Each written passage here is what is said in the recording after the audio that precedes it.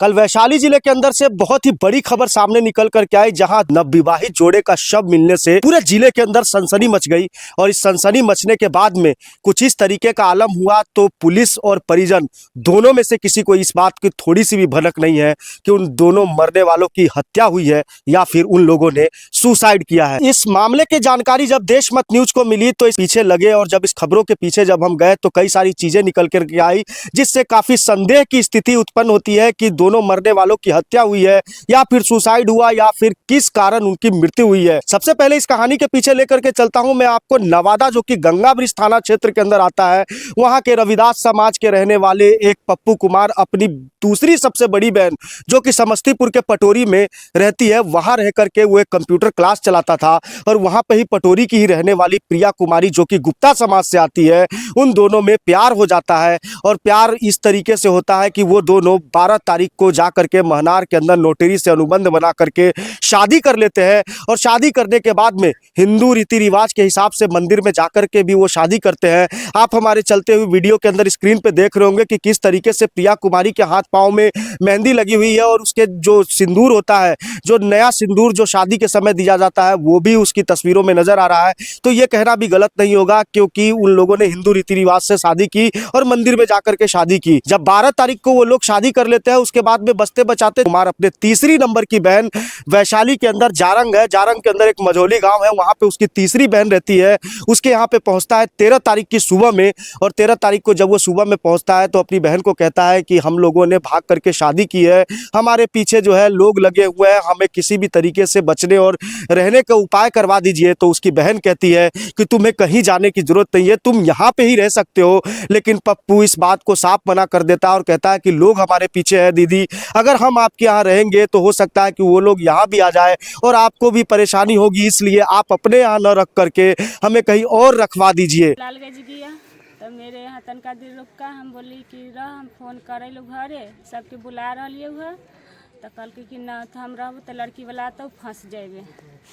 तो हम कहली कि हम फंस जाम तो फंस जाम, तू रह ना, आते आदमी तो सलामत तू जाबे। तो कल के हम कहूँ शिफ्ट कर दे। पप्पू की जो चौथे नंबर की बहन है, जो हाजीपुर के यूसुफपुर की रहने वाली है, उसके पति राहुल को फोन करती है और राहुल को फोन करके सारी स्थिति की जानकारी देती है। उसके बाद में राहुल कुमार, जो कि पप्पू का सबसे छोटा बहनोई था, वो अपने एक मित्र मिथिलेश को फोन करता है, जो कि लालगंज का ही रहने वाला था, और मिथिलेश को सारी वास्तु स्थिति की जानकारी देता है। और वो जानकारी देने के बाद में आप निश्चिंत रहे, उन दोनों को वहीं रखे, मेरा दोस्त मिथिलेश उनको बाइक से लेने जा रहा है और लेकर के वो अच्छी जगह पे उन्हें सेफ तरीके से रखेगा। मिथिलेश कुमार, जो कि राहुल का दोस्त था, वो पप्पू और पप्पू के साथ में प्रिया को बैठा करके मिथिलेश अपने घर पे ले आता है।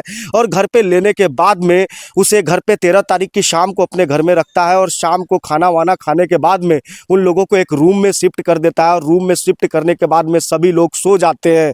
लेकिन ओरिजिनल घटना का पता जब लगता है, जब अगले दिन सुबह 14 तारीख की सुबह, तो मिथिलेश कुमार जवाब देता है कि वो दोनों गेट बंद करके सोए हुए हैं और उनका गेट नहीं खुल रहा है, आवाज देने पर भी वो दोनों नहीं उठ पा रहे हैं। और आप देख सकते हैं कि जिस रूम के अंदर से दोनों का शव बरामद हुआ, उस रूम में गेट के अलावा ना तो कोई बालकनी थी, ना ही कोई वेंटिलेटर था जिससे उनको देखा जा सके या फिर उनको जगाया जा सके। फिर उसके बाद में यह सूचना जो है पप्पू की मां को भी दी जाती है कि आप फटाफट यहाँ से यहाँ चले आइए, वो दोनों गेट नहीं खोल रहे हैं। राहुल कुमार को भी सूचना दी जाती है। वो तमाम सभी लोग मिथिलेश के घर पे पहुंचते हैं और मिथिलेश के घर पे जब काफी हो हल्ला करने के बाद में जब दोनों गेट नहीं खोलते हैं, तो उसके बाद में दरवाजे को तोड़ा जाता है।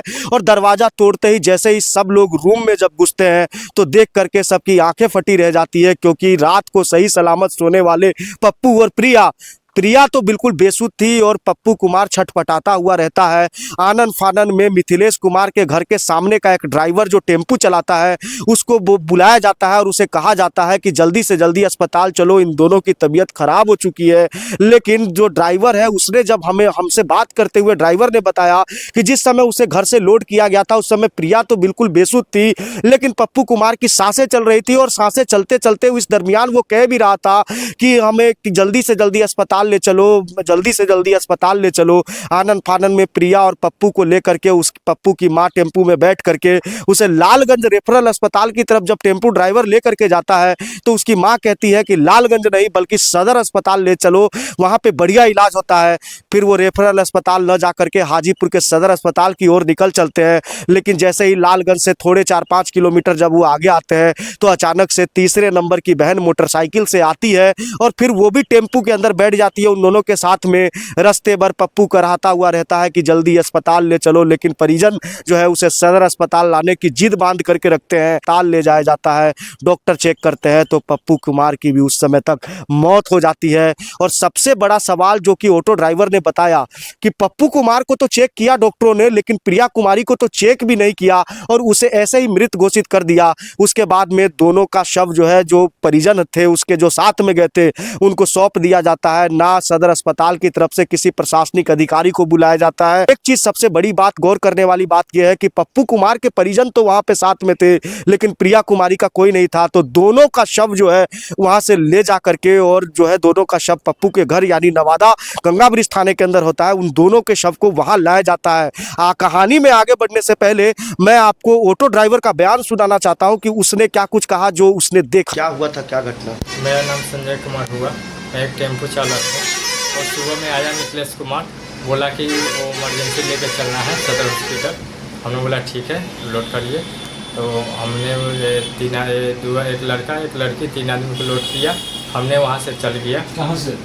जहानाबाद से सदर जहानाबाद घर तक से पड़ता है। हाँ, लालगंज थाना। ठीक है। वहाँ से लेके हम लोग चल गए। रास्ते में उनका फ़ोन किया कि एक और आदमी है, तो उनका वाहन था वो पिकअप किए, वो बाइक से दूसरे आदमी आए पिकअप किए, बैठे और उसके बाद हम लोग सदर हॉस्पिटल चल गए। बीच में लड़का यही बोल रहा था कि हमको जल्दी हॉस्पिटल में ले चले। जिस समय लड़का और लड़की को आपने गाड़ी में लोड किया उस समय दोनों की स्थिति क्या थी? दोनों को, लड़की कुछ नहीं बोल रहा था, लड़का बोल रहा था कि हमको हॉस्पिटल में ले चले। लड़का रास्ते भर में ही बोल रहा था कि हमको हॉस्पिटल जल्दी, उनका मम्मी को बोल रहा था कि ले चलिए।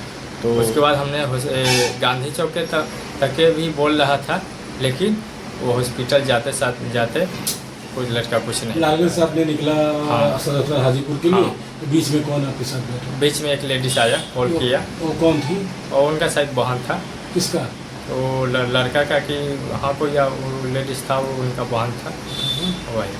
तो लड़का जब बोल रहा था कि हमें अस्पताल में ले चलिए तो उसकी माँ वो लालगंज में नहीं दिखाई? नहीं, लालगंज में नहीं दिखाई। बोला कि सदर हॉस्पिटल में लेकर चलने के लिए, हाजीपुर बोला कि लेकर चलने के लिए। लेकिन आप गाड़ी लेकर के गए थे? जी, हम गाड़ी लेके गए थे।